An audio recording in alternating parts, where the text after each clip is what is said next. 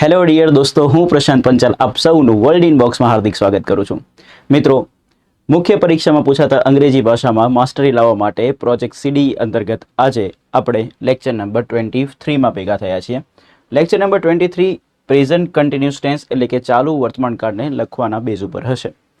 Friends, આ જે project સીડી છે એનું નામ છે ક્રેક ડિસ્ક્રિપ્ટિવ ઇંગ્લિશ. આમાં લીધેલા ટોટલ 22 જે અગાઉના લેક્ચર્સ છે એનું આખું પ્લેલિસ્ટ વર્લ્ડ ઇન બોક્સ એકેડમીની યુટ્યુબ ચેનલ ઉપર અવેલેબલ છે. જે લોકોએ ફર્સ્ટ લેક્ચરથી લઈને અત્યાર સુધીના લેક્ચર્સ ના દેખેલા હોય એમને એક રિક્વેસ્ટ છે, પહેલાં એ લેક્ચર્સ દેખી લેજો. ક્લિયર? સો તમને આ લેક્ચરમાં વધારે મજા આવશે. સો આજનો જે પેરેગ્રાફ છે, આજે 5th નંબરનો પેરેગ્રાફ ડિસ્કસ કરવાનો છે ચાલુ વર્તમાન કાળનો. ઓલરેડી આપણે 4 પેરેગ્રાફ ડિસ્કસ કરેલા છે. સો આજે 5th પેરેગ્રાફ જે છે એ શેના બેઝ ઉપર છે એની ચર્ચા કરીએ. તો આજનો પેરેગ્રાફ સૌથી સારા મુદ્દા ઉપર છે. ભારતમાં મહિલા સશક્તિકરણ. આ મુદ્દો બહુ ચર્ચામાં રહેલો છે છેલ્લા ઘણા વર્ષોથી, ઠીક છે, અને અત્યારે બી છે હાઇલાઇટેડ.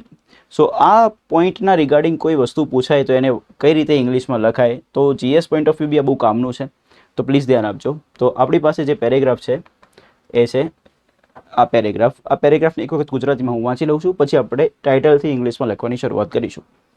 સંસ્થાઓ નેતૃત્વની ભૂમિકાઓમાં મહિલાઓની ભાગીદારીને પ્રોત્સાહન આપી રહી છે.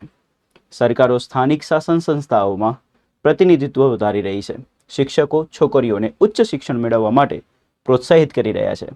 ઉદ્યોગ સાહસિકો નાણાકીય સહાય સાથે વ્યવસાયો શરૂ કરી રહ્યા છે. સામાજિક કાર્યકરો ઘરેલું હિંસા અને અસમાનતા જેવા મુદ્દાઓને સંબોધિત કરી રહ્યા છે. તો આ સરસ મજાનો પેરેગ્રાફ છે. આને આપણે ઇંગ્લિશ લેંગ્વેજમાં ટ્રાન્સલેટ કરીને લખીશું. ખૂબ સારા વોકેબ છે, એને બી આપણે શીખીશું. તો સૌથી પહેલાં ટાઇટલને જોઈ લઈએ કે ભારતમાં મહિલા સશક્તિકરણ લખવું હોય તો કઈ રીતે લખાય. તો પ્લીઝ ધ્યાન આપજો. સશક્તિકરણ એક નામ છે. સશક્તિકરણ કોનું? તો મહિલાનું. તો એનું વિશેષણ છે. યસ ઓર નો? અને ભારતમાં આ અલગ પ્રકારનો શબ્દ છે, એક્સ્ટ્રા અલગ પડતો શબ્દ છે. તો સૌથી પહેલાં આપણને એ ખબર હોવી જોઈએ કે ગુજરાતી કરતાં ઇંગ્લિશ ઊંધું છે, એટલે પાછળથી આગળ આવવું પડશે. પરંતુ ગુજરાતી ભાષામાં રહેલું વિશેષણ અને નામ ઇંગ્લિશમાં ઊંધું કરીને લખવાની જરૂર નથી. એને તો સીધું જ લખાશે. એટલે પાછળથી આગળ આવીશું, પણ વિના કેવી લખાશે? સીધી. અને એના પછી આપણે લખવું પડશે ભારતમાં. રેડી છે? ઓકે, હવે આને લખતા શીખીએ. દેખો, આપણને આવો શબ્દ ખબર હોય છે, પાવર.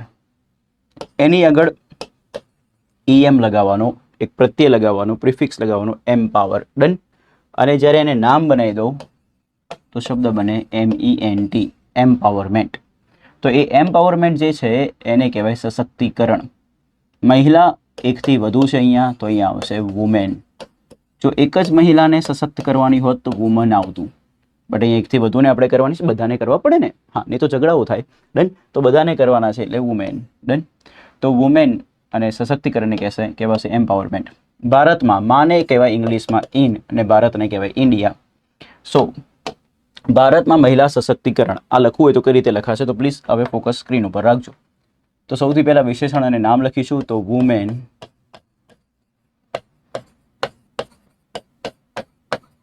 Empowerment in India. આ આપણું ટાઇટલ થાય. કોઈ બી દેશનું નામ લખો તો હંમેશા ફર્સ્ટ લેટર એના રિસ્પેક્ટમાં કેપિટલ લખવામાં આવે. માને કહેવાશે ઇન. તો આખા ટાઇટલનું ઇંગ્લિશ શું થયું? Women empowerment in India. Clear છે? તો આ આપણું ટાઇટલ છે. હવે આપણે આ પેરેગ્રાફને જોઈ લઈએ કે આ પેરેગ્રાફ કયા કાળમાં છે. તો કોઈ બી વાક્યનો કાળ ગુજરાતી ભાષામાં લખેલું જે છે એને કાળ ઓળખવો હોય તો કઈ રીતે ઓળખાય? તો દેખો, છે. ગુજરાતી ભાષાના વાક્યમાં જ્યારે છેલ્લે છું, છે, છીએ, છો આવે છે એટલે દોસ્તો એ વર્તમાન કાળને બતાવે. અને તમે એની આગળ લખેલો શબ્દ દેખો, રહી, રહ્યા.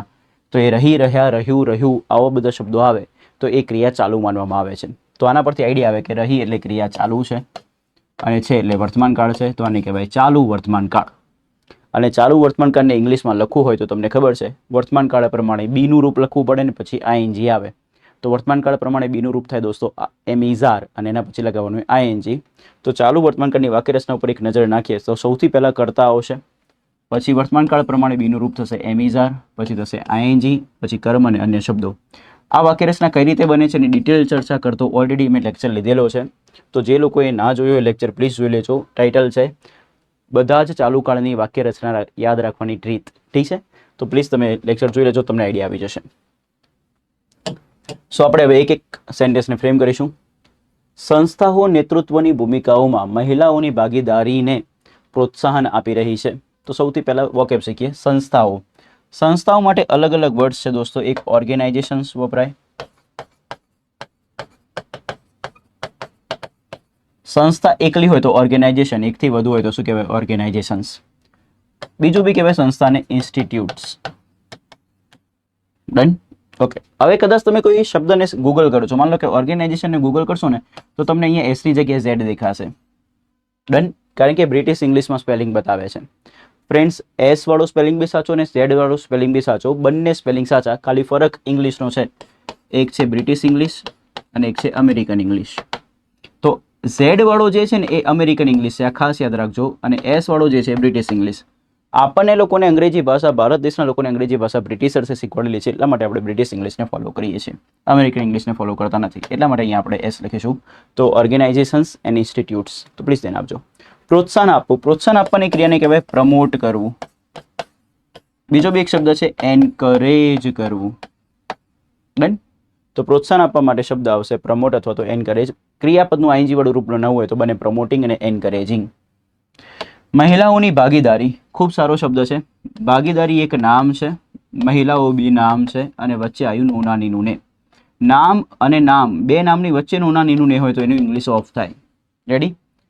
ભાગીદારને કહેવાય ભાગીદારી. તો ભાગીદારીને અહીંયા કહેવાશે પાર્ટિસિપેશન.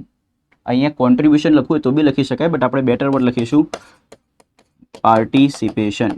ભાગ લેવો. ભાગ લેવાની ક્રિયાને કહેવાય પાર્ટ લેવો, પાર્ટિસિપેટ કરવું. પ્રોપર વેમાં કેવું ડિટેલમાં તો શું કહેવાય? પાર્ટિસિપેટ. અત્યારે મોડર્ન ઇંગ્લિશમાં એને પાર્ટ લેવો એવું કહી દઈએ છે, બટ એકચ્યુઅલમાં કોઈ બી વસ્તુમાં ભાગ લેવાની ક્રિયાને શું કહેવાય? પાર્ટિસિપેટ કરવું. એ ભાગ લેવાની ક્રિયા પરથી બને ભાગીદારી.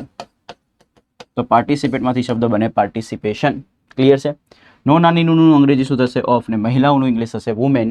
તો ફ્રેન્ડ્સ, આને લખવું હોય તો ગુજરાતી કરતાં ઇંગ્લિશ ઊંધું છે, તો પાછળથી આગળ એને લખવું પડશે. તો શું બનશે?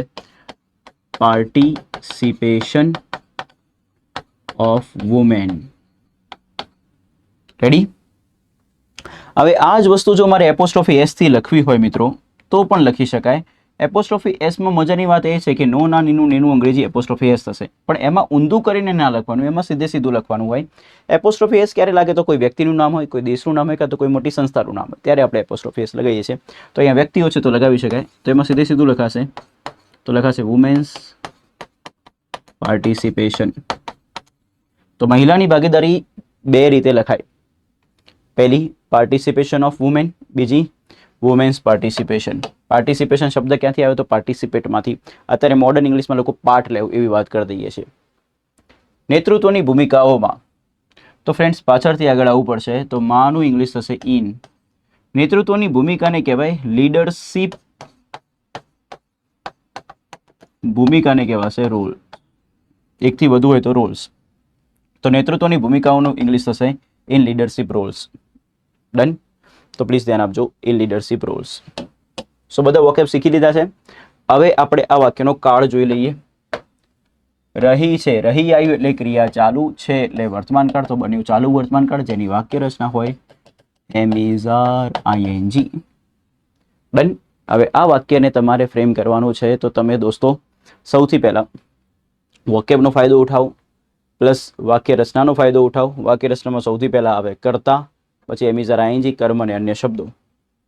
જે લોકો વાઇલ્ડ કાર્ડ એન્ટ્રી મારીને ડાયરેક્ટલી આ લેક્ચર જોવે છે એમને કહી દઉં કે કર્તા શોધવા માટે સૌથી પહેલા પ્રશ્ન પૂછવો પડે, અને પ્રશ્ન પૂછવો પડશે કોણથી. તો કોણથી પ્રશ્ન પૂછવાનો, જે જવાબ મળે આપણો કર્તા હોય.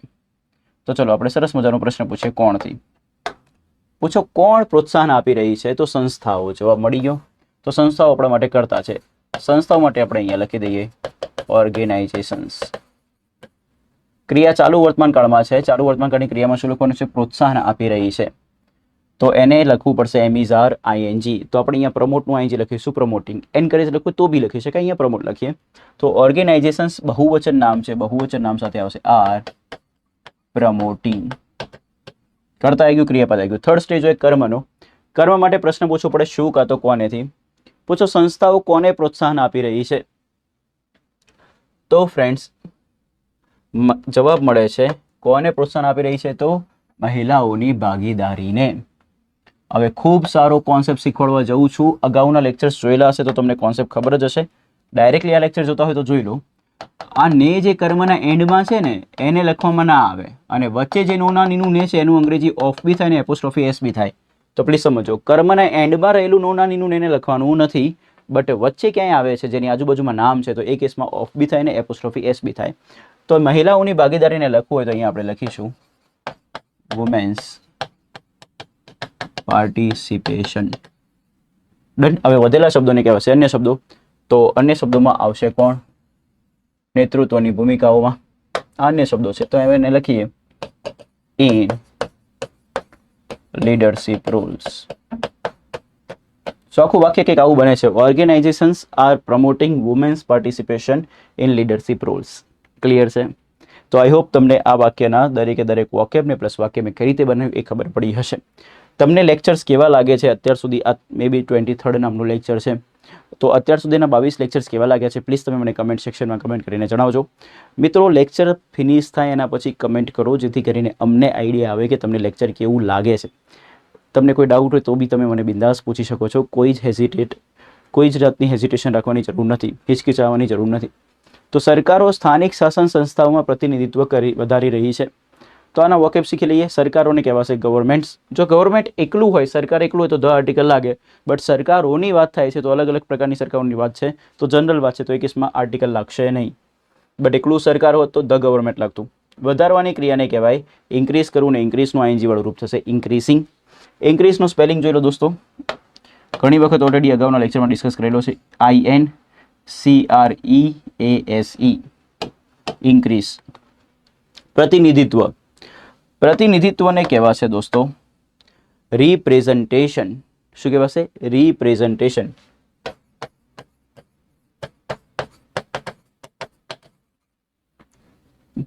ડન. પ્રતિનિધિ હોય, માન લો કે અહીંયા પ્રતિનિધિ હોય તો પ્રતિનિધિને કહેવાય રિપ્રેઝન્ટેટિવ. પ્રતિનિધિત્વ કરવાની ક્રિયા હોય, આ ક્રિયાની રીતે લો, પ્રતિનિધિત્વ કરવાના સેન્સમાં હોય તો રિપ્રેઝન્ટ કરવું. હવે સમજો, પ્રતિનિધિત્વ કરવું એટલે રિપ્રેઝન્ટ કરવું. પ્રતિનિધિત્વમાંથી શબ્દ બને પ્રતિનિધિ, પ્રતિનિધિ એટલે રિપ્રેઝન્ટેટિવ. પ્રતિનિધિત્વ કરવામાંથી શબ્દ બને પ્રતિનિધિત્વ, આ એક નામ છે, અને પ્રતિનિધિત્વ બનાવવું હોય નામ તો રિપ્રેઝન્ટમાંથી શબ્દ બને રિપ્રેઝન્ટેશન. તો પ્લીઝ ધ્યાન આપવાનું અમને વિનંતી. રિપ્રેઝન્ટેશનનો સ્પેલિંગ તમને આવડે, પ્રેઝન્ટનો તો આવડતો જ હોય. આગળ રી લગાવી દો અને શન માટે TION લગાવી દો તો રિપ્રેઝન્ટેશન થઈ ગયું. રેડી? સિમ્પલ છે. ક્યાંથી વોકેબ બને છે, શબ્દ ક્યાંથી બન્યો છે એના રૂટમાં જાઓ તો તમને આવડે. સ્થાનિક શાસન સંસ્થાઓ, તો આને કઈ રીતે લખાય તો સમજો. સંસ્થાઓ નામ છે, શાસન એનું વિશેષણ છે. સંસ્થાઓ કેવી તો શાસનવાળી, અને શાસન બી કેવું પાછું તો સ્થાનિક, તો આ બી એનું વિશેષણ છે. તો વિશેષણ અને નામ કેવું સીધું. તો સ્થાનિક શાસન સંસ્થાઓ લખવી હોય તો કઈ રીતે લખી શકાય તો પ્લીઝ સમજો. સંસ્થાઓને તો મેં તમને લખતા શીખવાડી દીધું છે. ઓર્ગેનાઇઝેશન્સ કહેવાય, ઇન્સ્ટિટ્યૂટ્સ કહેવાય. નવો શબ્દ શીખો બોડીઝ. ડન. એક હોય તો બોડી કહેવાય, એકથી વધુ હોય તો બોડીઝ કહેવાય. શાસન ગવર્નન્સ. સ્થાનિક એટલે કે લોકલ કહી શકાય. લોકલ ગવર્નન્સ બોડીઝ કહી શકાય, લોકલ ગવર્નન્સ ઓર્ગેનાઇઝેશન્સ અથવા લોકલ ગવર્નન્સ ઇન્સ્ટિટ્યૂટ્સ. તો પ્લીઝ ધ્યાન આપજો. Local governance institutes, organisations, bodies જે લખવું લખી શકાય.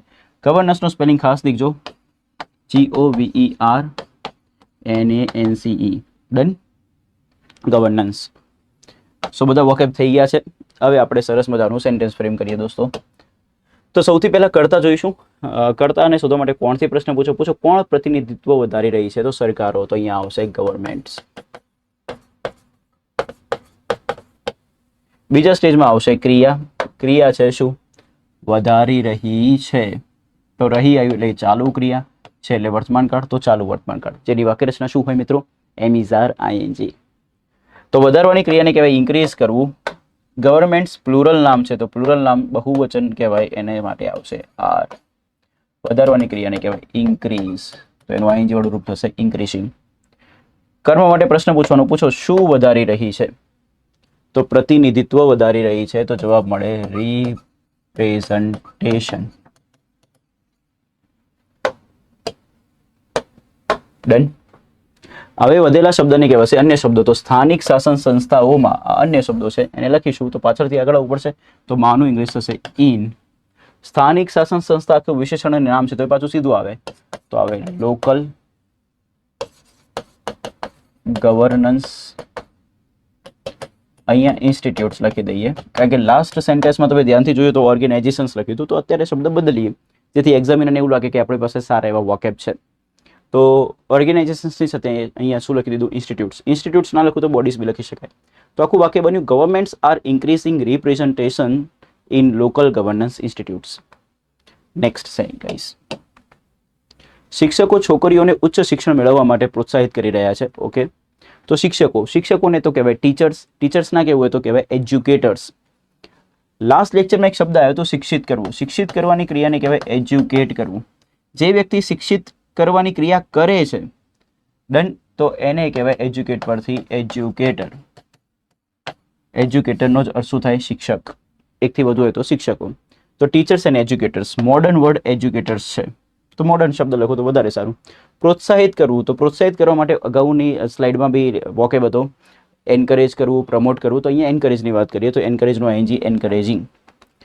છોકરીઓ તો ગર્લ્સ કહેવાય તો બેઝિક છે. મેળવવા માટે, દેખો કોઈ બી વસ્તુ મેળવવું હોય તો મેળવવા માટેનો શબ્દ આવે ગેટ. પરંતુ જ્યારે શિક્ષણ મેળવવાની વાત છે, કોઈ બી પ્રકારનું શિક્ષણ મેળવવું હોય તો એને કહેવાય પરસ્યુ કરવું. શું કરવું? પરસ્યુ કરવું. ડન. હવે દેખો અહીંયા લખ્યું છે માટે. માટેની આગળ છે મેળવવું, તો આ ક્રિયાપદ છે. ક્રિયાપદ અને માટે હોય તો એને લખવાના બે રસ્તા હોય. એક હોય ટુ મૂળરૂપ ને બીજું હોય ફોર આઈએનજી. તો આને હું ટુ મૂળરૂપ લખું તો ટુ ગેટ અને ટુ પરસ્યુ, અને આઈએનજી થી લખું તો એ કેસમાં આવશે ફોર ગેટિંગ ને ફોર પરસ્યુઇંગ. તો પ્લીઝ ધ્યાન આપજો. To get, to pursue. For થી લખો તો ફોર ગેટિંગ ને ફોર પરસ્યુઇંગ. પરસ્યુનું સ્પેલિંગ લખશો PURSUE. Once again PURSUE. ઉચ્ચ શિક્ષણ. ઉચ્ચ શિક્ષણને તો આપણને આવડે, શિક્ષણ નામ છે. શિક્ષણ કેવું ઉચ્ચ તો એનું વિશેષણ છે, તો ઉચ્ચ શિક્ષણને કહેવાય હાયર એજ્યુકેશન. બેઝિક છે. ઓકે, ચલો બધા વોકેબ જોઈ લીધા છે. હવે આપણે બનાવીશું વાક્ય. સૌથી પહેલા કરતા શોધવા માટે પ્રશ્ન પૂછીશું કોણથી. પૂછો કોણ પ્રોત્સાહિત કરી રહ્યા છે, તો જવાબ મળે છે શિક્ષકો. તો અહીંયા આવશે મોડર્ન શબ્દ એજ્યુકેટર્સ. ક્રિયા કઈ છે? પ્રોત્સાહિત કરી રહ્યા છે. તો રહ્યા એટલે ચાલુ, છે એટલે વર્તમાન કાળ, તો વાક્ય રચના બને એમ ઇઝ આર આઈએનજી. તો એજ્યુકેટર્સ પ્લુરલ નામ છે તો આવશે આર. પ્રોત્સાહિત કરવાની ક્રિયાને અહીંયા લખીએ એન્કરેજ કરવું, તો એનું આઈએનજી વાળું રૂપ થશે એન્કરેજિંગ. ક્લિયર? હવે પૂછો કર્મ માટે પ્રશ્ન પૂછવો પડશે શું અથવા કોનેથી. પૂછો શિક્ષકો શું પ્રોત્સાહિત કરી રહ્યા છે, જવાબ નથી મળતો. પૂછો શિક્ષકો કોને પ્રોત્સાહિત કરી રહ્યા છે, તો હવે જવાબ મળે છે છોકરીઓને. તો આ આપણું કર્મ છે. કર્મના એન્ડમાં નો નાની નું આવે તો લખવામાં આવતું નથી, તો અહીંયા આપણે લખીશું છોકરીઓનું ઇંગ્લિશ ગર્લ્સ. હવે જે શબ્દો વધ્યા ને મિત્રો એને કહેવાય અન્ય શબ્દો. ઉચ્ચ શિક્ષણ મેળવવા માટે આ અન્ય શબ્દો છે. તો ગુજરાતી કરતા ઇંગ્લિશ ઊંધું, તો પાછળથી આગળ આવો. મેળવવા માટે લખવું પડશે. તો મેળવવા માટે જ્યારે ઉચ્ચ શિક્ષણ આપવાનો હેતુ શું છે, પ્રોત્સાહિત કરવાનો હેતુ શું છે, તો ઉચ્ચ શિક્ષણ આપવું. તો પ્રોત્સાહિત કરવાનો હેતુ લખવો છે. હેતુ લખવા માટે દોસ્તો બેટર વર્ડ આવે 2V1. શું આવે? 2V1. એ કેસમાં ફોર આઈએનજી જનરલી આપણે લખતા નથી, તો આપણે 2V1 લખવાની વધારે આગ્રહ રાખીશું. તો હવે શિક્ષણ મેળવવાની વાત છે તો અહીંયા ટુ ગેટ કરતા ટુ પરસ્યુ લખીશું તો બેટર ઇમ્પેક્ટ લાગશે. તો ટુ પરસ્યુ. પરસ્યુનો સ્પેલિંગ હજુ કહું છું, યાદ રાખજો PURSUE. તો educators are encouraging girls to pursue. Done. હવે બાકીના શબ્દો ઉચ્ચ શિક્ષણ વિશેષણ અને નામ છે તો સીધું લખાશે તો શું આવશે? Higher education. ખૂબ સરસ વાક્ય છે દોસ્તો આ. Educators are encouraging girls to pursue higher education. Clear? Okay. So આમાં ઘણા સારા વોકેબ હતા. એક તો એન્કરેજ સારો શબ્દ છે, પરસ્યુ એક સારો શબ્દ છે. તો વોકેબ આવડતા હોય તો આપણને બેનિફિટ થાય. ઉદ્યોગ સાહસિકો નાણાકીય સહાય સાથે વ્યવસાયો શરૂ કરી રહ્યા છે. ઓકે, તો વોકેબ જોઈ લઈએ. ઉદ્યોગ સાહસિકો. ઉદ્યોગ કરનારાને તો આપણે બિઝનેસમેન કહેવાય, પણ ઉદ્યોગમાં સાહસ કરનારા માટે એક સારો એવો શબ્દ છે એન્ટરપ્રિન્યોર. તમે આ શબ્દ બહુ હમણાં સાંભળ્યો હશે. 2022 થી લઈને 2025માં બહુ માર્કેટમાં રહેલો શબ્દ છે એન્ટરપ્રિન્યોર. આનો સ્પેલિંગ બી ઘણી વખત એક્ઝામમાં પૂછાય છે. બેંક અને એસએસસીની એક્ઝામમાં તો 3 થી 4 વખત ઓલરેડી આવેલો છે. તો એન્ટરપ્રિન્યોરનો સ્પેલિંગ તૈયાર કરવું હોય તો એને આપણે 5 એક પાર્ટમાં તોડીશું કે 3 એક 4 પાર્ટમાં. તો એન્ટ્રીપ્રિન્યોર ડન. આ બંનેને જોડે બોલવું હોય તો બી બોલી શકાય એન્ટરપ્રિન્યોર ડન. તો સ્પેલિંગ જુઓ ENTREPRENEUR. કમ ઓન જોઈને બોલજો હા. ENTREPRENEUR. ક્લિયર છે. એક ટેકનિક બતાવો, એન્ટરપ્રિન્યોરના સ્પેલિંગમાં ક્યાંય એ આવતો જ નથી. ઠીક છે, ધ્યાનથી દેખો, ક્યાંય તમને એ નહીં દેખાય. EEEE રેડી છે. તો એન્ટરપ્રિન્યોરનો સ્પેલિંગ ENTREPRENEUR. એન્ટરપ્રિન્યોર. એકથી વધુ હોય તો એન્ટરપ્રિન્યોર્સ કહેવાશે, એટલે કે એસ લાગશે. શરૂ કરવું, કોઈ બી વસ્તુ શરૂ કરવાની ક્રિયાને કહેવાય સ્ટાર્ટ કરવું, કાં તો પછી બેટર વર્ડ લખવો હોય તો લોન્ચ કરવું. હવે એનું આઈએનજી વાળું રૂપ બનાવું તો સ્ટાર્ટનું આઈએનજી થશે સ્ટાર્ટિંગ ને લોન્ચનું આઈએનજી થશે લોન્ચિંગ.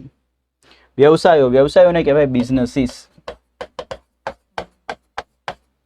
ડન. વ્યવસાય શરૂ કરો એટલે બીજી થઈ જાઓ, બીજીમાંથી બન્યો બિઝનેસીસ. ડન. વ્યવસાય એક હોય તો બિઝનેસ, પણ એકથી વધુ હોય તો બિઝનેસીસ. સાથેને કહેવાય વિથ. નાણાકીય સહાય, તો સહાય નામ છે. નાણાકીય એનું વિશેષતા બતાવનારો શબ્દ છે, એટલે વિશેષણ છે.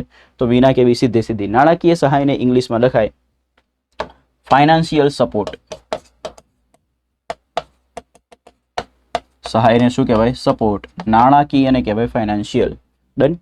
તો ફાઇનાન્શિયલ સપોર્ટ. સો બધા વોકેબ જોઈ લીધા છે. હવે આપણે એક કામ કરીશું, વિડીયોને પોઝ કરીશું. તમારે આ સેન્ટેન્સને કમેન્ટમાં લખીને બતાવવાનું છે કે શું બનશે આ સેન્ટેન્સ.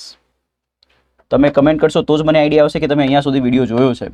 બાકી તમે 2 મિનિટ વિડીયો જોઈને જતા રહેશો તો કોઈ મતલબ નથી મિત્રો. ઠીક છે, તો પ્લીઝ કમેન્ટ કરીને મને જણાવો કે તમે શું જવાબ વિચારો છો. તો સૌથી પહેલાં આપણે બનાવીએ વાક્યને. તો કરતા શોધીશું. કરતા માટે પ્રશ્ન પૂછીશું કોણથી. પૂછો કોણ વ્યવસાયો શરૂ કરી રહ્યા છે? તો ઉદ્યોગ સાહસિકો. તો કરતા થઈ ગયું એન્ટરપ્રિન્યોર્સ. ક્રિયા કઈ છે? તો શરૂ કરી રહ્યા છે. શરૂ કરવા માટે અહીંયા શબ્દ છે સ્ટાર્ટ અને લોન્ચ. તો બેટર વર્ડ છે, આપણે લોન્ચ કરીએ. તો પ્લુરલ નામ છે, પ્લુરલ નામ માટે આવશે આર લોન્ચિંગ. હવે કેમ આર લોન્ચિંગ લખ્યું એ બી સમજાવી દઉં. જે લોકો ડાયરેક્ટલી વિડીયો દેખતા હશે એમને આઈડિયા નહીં આવે. અગાઉના વિડીયો જોયા હશે તો આઈડિયા આવશે. રહ્યા એટલે ક્રિયા ચાલુ છે, એટલે વર્તમાન કાળ. તો કયું કાળ થાય? ચાલુ વર્તમાન કાળ. ચાલુ વર્તમાન કાળની વાક્યરચના હોય એમિઝાર આઈએનજી, એટલા માટે આવ્યું એમિઝાર આઈએનજી. હવે આર જ કેમ આવ્યું? કારણ કે બહુવચન નામ છે. તો એન્ટરપ્રિન્યોર્સ આર લોન્ચિંગ. હવે પૂછો શું કે કોનીથી પ્રશ્ન પૂછો એટલે જવાબ મળી જશે. પૂછો શું શરૂ કરી રહ્યા છે? તો ખબર પડે છે વ્યવસાયો શરૂ કરી રહ્યા છે. તો વ્યવસાય આપણો કર્મ થયો તો અહીંયા આવશે બિઝનેસીસ. હવે વધેલા શબ્દને કહેવાય અન્ય શબ્દો. નાણાકીય સહાય સાથે, તો વિશેષણ નાણાકીય સહાય સાથે. ગુજરાતી કરતાં ઇંગ્લિશ ઊંધું છે તો પાછળથી આગળ આવવું પડશે. તો પહેલાં લખવું પડશે સાથે. સાથેને કહેવાશે વિથ. પરંતુ નાણાકીય સહાયને પછી નાણાકીય એવું નહીં લખાય. નાણાકીય સહાય તો વિશેષણ અને નામ છે, એ સીધે સીધું લખાય પાછું. તો એને કહેવાશે ફાઇનાન્શિયલ સપોર્ટ. તો entrepreneurs are launching businesses with financial support. Launching ના લખવું હોય તો સ્ટાર્ટિંગ બી લખી શકાય. Are starting businesses with financial support. Clear છે? ઓકે. સામાજિક કાર્યકરો ઘરેલું હિંસા અને અસમાનતા જેવા મુદ્દાઓને સંબોધિત કરી રહ્યા છે. ખૂબ સારું વાક્ય છે. સામાજિક કાર્યકરો. કાર્યકરો નામ છે, સામાજિક એમનું વિશેષણ છે કારણ કે એમની વિશેષતા બતાવે. સામાજિક કાર્યકરોને ઇંગ્લિશમાં કહેવાય social workers. Done. Social activist બી કેવું હોય તો કહી શકાય. ઠીક છે, તો સોશિયલ વર્કર. સંબોધિત કરવું, કોઈ બી વસ્તુને સંબોધિત કરવાની ક્રિયાને કહેવાય એને એડ્રેસ કરવું. ઘણા લોકોને એડ્રેસનો સ્પેલિંગ બી નથી આવડતો. ઇટ્સ ઓકે, ના આવડતું હોય તો શીખો, શીખવાનો એટીટ્યુડ રાખો. ડ્રેસનો સ્પેલિંગ તો આવડે જ છે ને. આગળ એડી લગાવી દો, બની ગયો એડ્રેસ. સિમ્પલ. તો એડ્રેસ. હવે એનું આઈએનજી વાળું રૂપ બનાવવું પડશે તો એડ્રેસિંગ બનશે. મુદ્દાઓ. મુદ્દાઓને કહેવાય ભણતા હોય તો એને પોઈન્ટ કહેવાય. અહીંયા પોઈન્ટ ભણવાવાળા નથી, અહીંયા મુદ્દાઓ ચર્ચા વિચારણાવાળા છે, એટલે ઇશ્યુ છે. એકથી વધુ હોય તો કહેવાશે ઇશ્યુઝ. જેવા માટે આવશે લાઈક ઘરેલું હિંસા અને અસમાનતા. ખૂબ સારો શબ્દ. અનેની પહેલા વાળો પાર્ટ પહેલા લખાય, અનેની પછી વાળો પાર્ટ પછી. ઘરેલું હિંસામાં પાછી હિંસા નામ છે, ઘરેલું એનું વિશેષણ છે, તો વિના કે વી સીધે સીધી. તો ઘરેલું હિંસાને લખવું હોય તો ઘરેલું વસ્તુને કહેવાય ડોમેસ્ટિક અને હિંસાને તો કહેવાય વાયોલન્સ. ઠીક છે, તો ડોમેસ્ટિક વાયોલન્સ. અને અસમાનતા, સમાનતા હોય તો એને કહેવાય ઇક્વાલિટી, અસમાનતા હોય તો એને કહેવાય ઇનઇક્વાલિટી. ડન. સમાનને કહેવાય ઇક્વલ. સમજો આ શબ્દ ક્યાંથી બને છે તો અમને સમજાવી દઉં. સમાનને કહેવાય ઇક્વલ. સમાન પરથી શબ્દ બન્યો સમાનતા, સમાનતાને કીધું ઇક્વાલિટી. અને સમાનતાનું વિરોધી બનાવો અસમાનતા, તો આગળ આવશે IN. આને કહેવાય પ્રિફિક્સ. ઓરિજિનલ શબ્દની આગળ જે બી લાગે ને એને પ્રિફિક્સ કહેવાય. ઓરિજિનલ શબ્દની પછી જે લાગે એને સફિક્સ કહેવાય. તો આગળ પ્રિફિક્સમાં ઇન લગાવી દો તો અસમાનતા બને ઇનઇક્વાલિટી. ડન. હમણાં તલાટીની એમાં દોસ્તો એક્ઝામ ગઈ, એમાં એક ટોપિક હતો સફિક્સ એન્ડ પ્રિફિક્સ. ડન. તો પ્લીઝ દોસ્તો, જે આગળ શબ્દ લાગે છે ઓરિજિનલ શબ્દની આગળ જે તમે લગાવો છો એને પ્રિફિક્સ કહેવાય, ઓરિજિનલ શબ્દની પાછળ લાગે એને સફિક્સ કહેવાય. Yes or no? Okay. Prefix અને સફિક્સને પાછું અફિક્સિસ કહેવાય. શું કહેવાય? અફિક્સિસ. તો એ બી યાદ રાખજો. તો ઘરેલું હિંસા અને અસમાનતા લખવું હોય તો શું લખાય? Domestic violence and inequality. તો just look at the screen friends. Domestic violence and inequality. તો ખૂબ સરસ વોકેબ શીખ્યા છીએ આપણે. હવે તમારી જવાબદારી છે દોસ્તો આ વાક્યને ફ્રેમ કરવાની. તો પ્લીઝ કમેન્ટમાં જણાવો તમે શું આન્સર લખશો. ઓકે, સો આઈ હોપ તમે કમેન્ટ કરી દીધી હશે. હવે આપણે આ વાક્યને બનાવીએ. તો સૌથી પહેલા કરતા શોધીશું. પૂછો કોણ સંબોધિત કરી રહ્યા છે? તો સામાજિક કાર્યકરો. તો અહીંયા આવશે social workers. This is small. હા, સોશિયલ વર્કર્સ. હવે કઈ ક્રિયા કરી રહ્યા છે? તો સંબોધિત કરી રહ્યા છે. તો રહ્યા આવ્યું એટલે ક્રિયા ચાલુ છે એટલે વર્તમાન કાળ. ચાલુ વર્તમાન કાળની વાક્ય રચના હોય am is are ing. તો સોશિયલ વર્કર્સ, તો સમજો વર્કર્સ પ્લુરલ નામ છે, પ્લુરલ નામ સાથે શું આવશે? આર. સંબોધિત કરવાની ક્રિયાને કહેવાય એડ્રેસ કરવું એટલે શબ્દ બનશે એડ્રેસિંગ. ક્લિયર? તો સોશિયલ વર્કર્સ આર એડ્રેસિંગ. હવે કર્મ માટે પ્રશ્ન પૂછવો પડશે. થર્ડ સ્ટેજ કર્મ લખવાનું હોય તો થર્ડ સ્ટેજમાં કર્મ માટે પ્રશ્ન પૂછો શું અથવા કોનેથી. પૂછો સામાજિક કાર્યકરો કોને સંબોધિત કરી રહ્યા છે? તો ખબર પડે છે ઘરેલું હિંસા અને અસમાનતા જેવા મુદ્દાઓને. આટલો મોટો કર્મ છે તો ઘરેલું હિંસા અને અસમાનતા જેવા મુદ્દાઓને. તો આ લખવું હોય તો કેવી રીતે લખાય? આગળ લાસ્ટ લેક્ચરમાં બી કદાચ જેવા વાળો પોઈન્ટ આવ્યો હતો. તો આપણે એને લખવું હોય તો દોસ્તો પાછળથી આગળ આવવું પડશે. તો તમે સમજો મુદ્દાઓને કહેવાશે ઇશ્યુઝ, જેવાને કહેવાશે લાઈક. હવે આ પાર્ટને ખાસ સમજો. સર આ પાર્ટમાં બી પહેલા અસમાનતા લખીશું પછી અને લખીશું પછી ઘરેલું હિંસા. ના ના ના, આ તો અનેથી જોડાયેલો પાર્ટ છે. અનેથી જોડાયેલા પાર્ટને સીધે સીધું લખાય. તો પહેલા ઘરેલું હિંસા લખાય પછી અને લખાય પછી અસમાનતા લખાય. તો ફ્રેન્ડ્સ સમજો issues like domestic violence and ઘરેલું હિંસાને કહેવાય ડોમેસ્ટિક વાયોલન્સ અને અસમાનતાને કહેવાય ઇનઇક્વાલિટી. ડન. આખું વાક્ય બની ગયું. Social workers are addressing issues like domestic violence and inequality. Clear છે દોસ્તો? સો આઈ હોપ તમને મજા આવી રહી હશે. તમે સારા એવો વાક્ય બી શીખી રહ્યા છો. ચાલો આગળ વધીએ. સો બસ આ લાસ્ટ સ્લાઇડ લાસ્ટ સેન્ટેન્સ હતું. Thank you very much for watching this video friends. તમને આ લેક્ચર કેવું લાગ્યું છે પ્લીઝ કમેન્ટ સેક્શનમાં કમેન્ટ કરીને જણાવજો.